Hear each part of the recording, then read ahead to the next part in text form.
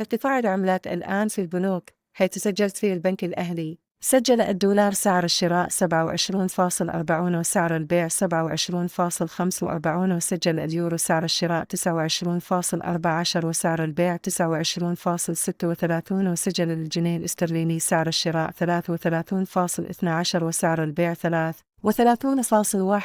وسجل الريال السعودي سعر الشراء 7.28 وسعر البيع 7.30، وسجل الدرهم الإماراتي سعر الشراء 7.46 وسعر البيع 7.47. وسجلت في بنك مصر، سجل الدولار سعر الشراء 27.25 وسعر البيع 27.30، وسجل اليورو سعر الشراء 28.98 وسعر البيع 29.20، وسجل الجنيه الاسترليني سعر الشراء 32.94 وسعر البيع 33.23،